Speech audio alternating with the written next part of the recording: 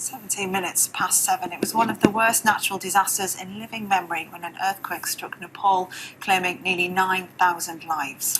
Now, a year on, the country is still in crisis. Thousands remain homeless, while the collapse of the tourism industry has devastated the economy. In a moment, we'll speak to one of the survivors of the earthquake, but first let's look back at how the country has been affected.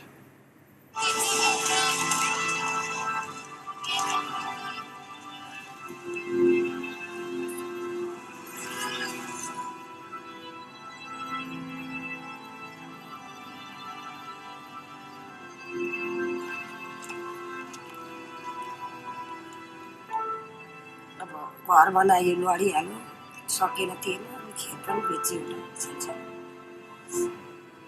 बजारहरू सानो सानो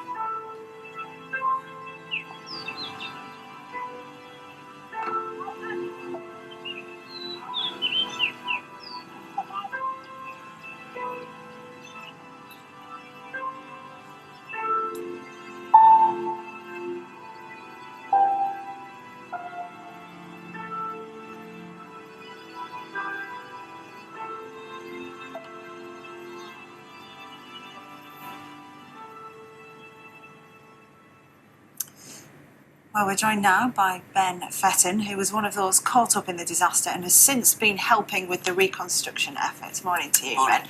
So, Ben, you were there when it happened. That's right. Tell us a bit about that. What was it like? So I was in my office at the time. It was just before lunch on a Saturday morning, and suddenly the building started violently shaking. Real sort of sense of terror. Everyone dropped what they were doing and ran outside. And then over the next 48 hours, there were a series of powerful aftershocks that basically kept everyone out on the streets and not really knowing what was happening. Yeah, it sounds like it must have been really scary for you. How poor has the sort of reconstruction been then? We were seeing in that film, some of the examples. So the immediate response was very good. A lot of humanitarian response, basically helped people who'd had their homes destroyed to find temporary shelter. A lot of corrugated steel structures were put up for people to get basic shelter with. The issue is we're a year on now, and most of those people are still living in that basic shelter, and the long-term reconstruction hasn't really started, or it's just starting to start now. And you're part of an organisation which is involved in these kind of long-term reconstruction plans, aren't you? And you've just come back from there recently. I was there last week, actually. So how does it feel being there now? What should be happening that isn't, I guess? Well, it's like I say, the reconstruction, the long-term reconstruction effort is supposed to be organised by a Nepali organisation, the National Reconstruction Organisation. That was only formed 9 months after the earthquake, and it's still sort of missing a lot of the key people in it, and it hasn't really, it's got a lot of support pledged, but it hasn't really started spending that money. So is that a political issue? Is that an issue of money? Why has that not been put in place in time? It's mainly political. Politics in Nepal is complex, and in the last year there was a 4-month-long economic blockade of Nepal, which basically destroyed the economy and took away the attention of the politicians from the reconstruction effort.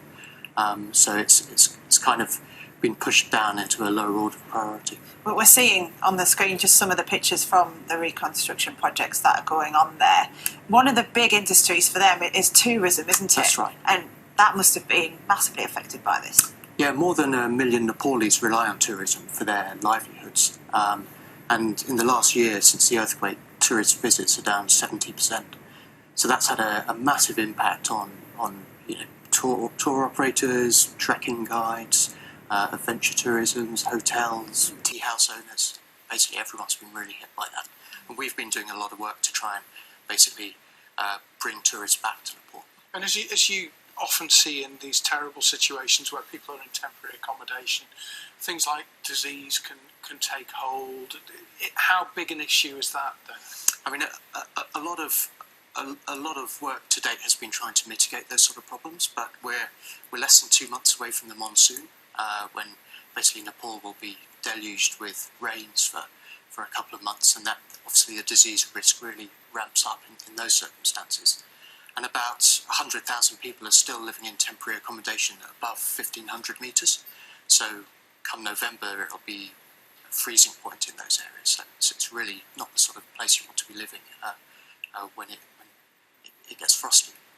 It sounds like there's so many different things they're dealing with.